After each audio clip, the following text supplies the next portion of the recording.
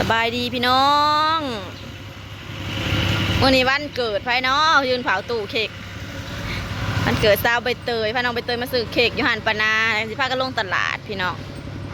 แฮปปี้เบิร์ดเดย์น้องใบเตยแมลงสมบูรณ์เอาชี้เนี่ยนั่นนะน่านช็อกโกแลตทั้งหลุมนะเห็นบ่ขางนั่นนะแล้วแต่เอา2 ก้อนก้อนหน่อยน้ำก้อนหนึ่งแม่ยังอันนั้นนะชื่อขนมทุกขาบเข่าจนกลัวขาบเข่าอีกอันนั้นนะโพดจนบ่อยากพาออกแต่เฮือนจนบ่อยากพาออกแต่เฮือนมะนาวนะพูนเอานะแม่สาหร่ายนะเอาตัวใดบะมันคือหมักสีชมพูนะคิดจีนะหรือหมักแคเบแล้วแต่ตามใจบุเจ้านะก้อนหนึ่งตามใจอานะก้อนหนึ่งเอาตัวคาเลตเนาะบุญวันดาโพโซดเด้อบุญวะพอดอนเอามะนาวเฮ้ยเอามะนาวบิวโสดอยู่บ้าลูกบิวแล้วโสดหรือเรามีผัวโสดบิวโสดไอ้ทงนั่นมันไพ่สรุปบ่บิวบ่บิวบ่ลูกเหม็นบ่เหม็นควม11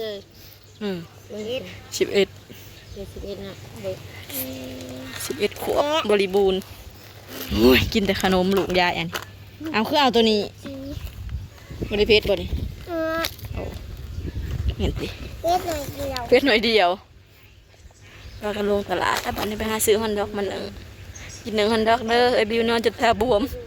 คือกันก็เลยก็นอนหากระตื่นคือกันก็มันตื่นมาว่าตื่นตาปูจ้ะถ้าอยากกินขนมอยากเป็นลูกไก่บุญแม่นพ่อเป็นมูเลี้ยงก็กินมาจัก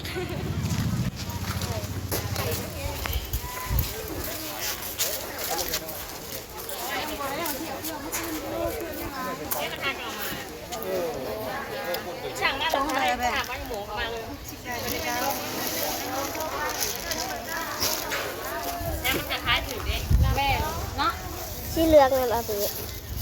บอกนะจะนี่ได้เอามาหมักสีเหลือง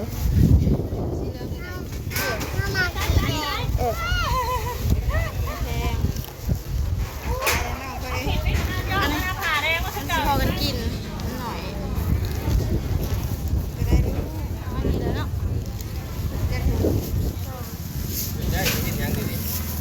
กินชมเนี่ย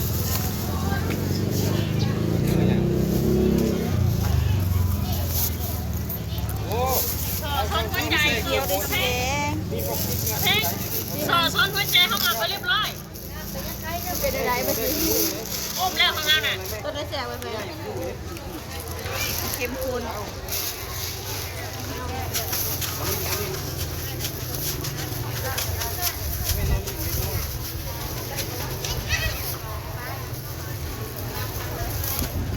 อีกนิดละห้าพอจะเจาะมากนะ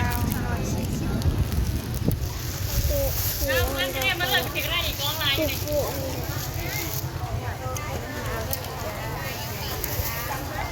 ทีละทิศงานแล้วกูร้ายกูหันกันได้จ้ะอันนี้ด้วยสะ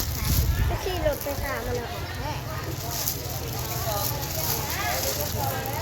มันเป็นอิฐ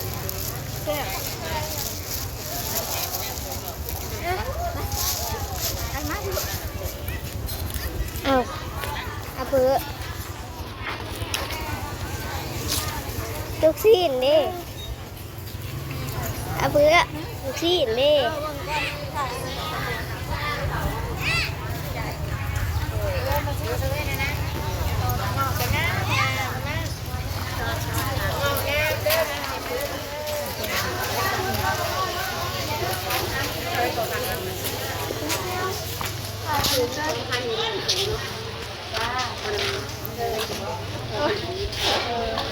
โอ้ยมึงเนี่ยมาดิ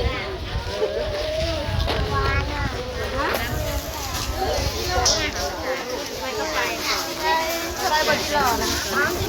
เดี๋ยวก็แม่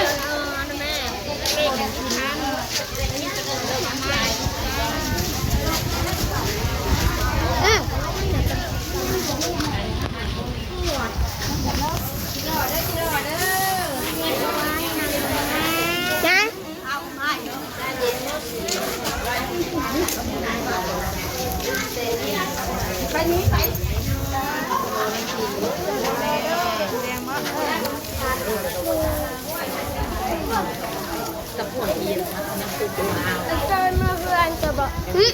อันเอ็มมือเพื่อนกระบอกโมโห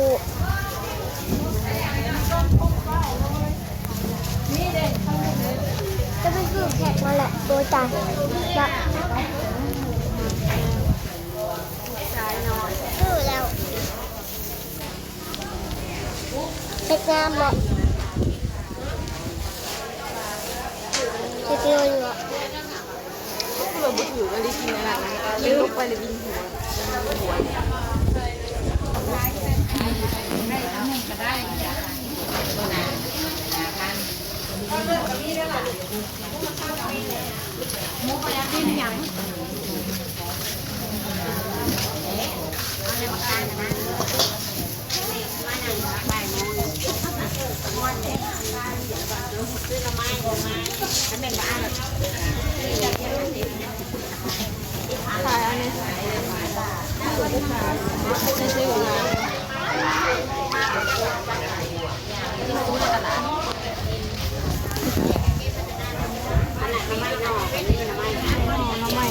กระบอกได้แย่เ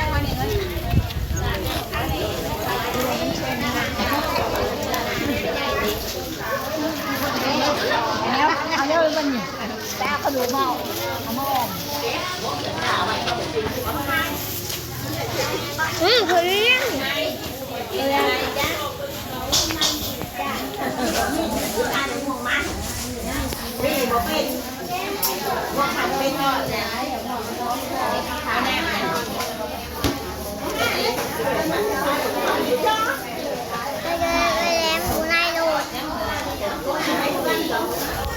ไป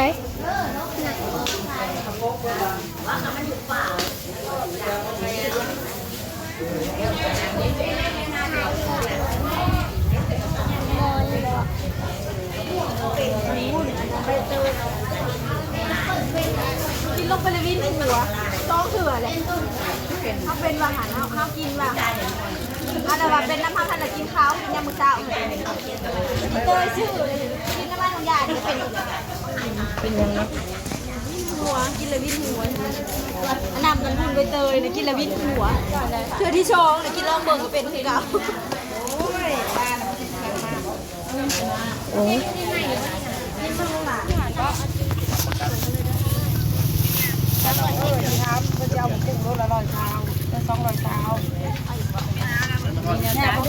นี่กระตาตักมาดูกันเดียวกันกระตาตักน้อยบ่อยตักบาทเลย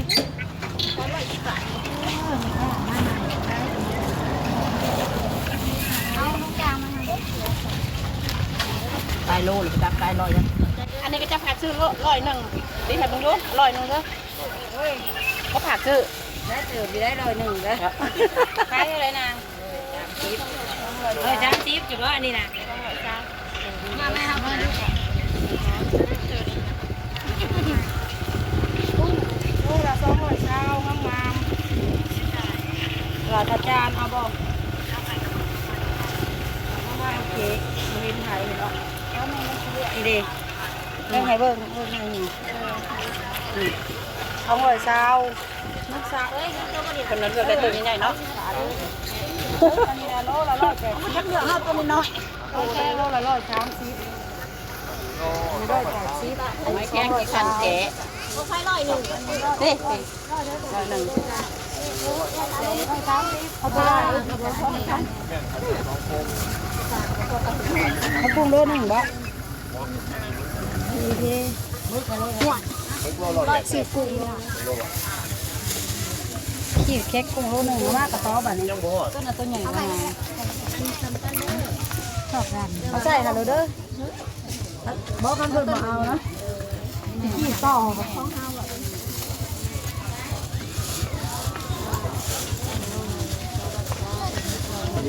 ขีดต่อเค้กโลนึง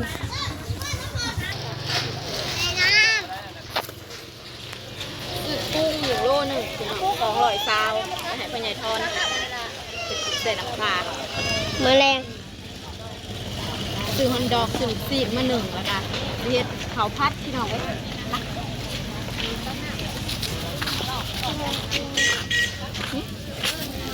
สิย่อยได้นี่เมื่อบาดนี้เบิดเลยงก งบแม่น้องไปเตยพังมาเบิดเรียบร้อย1,000ไป ไปเดินมาขี่จังงังนะว้าวใคร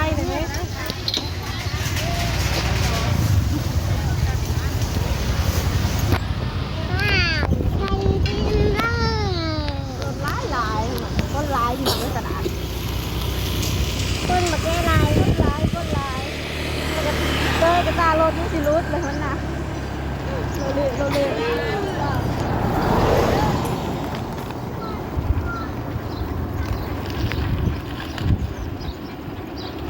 อากระตารถนด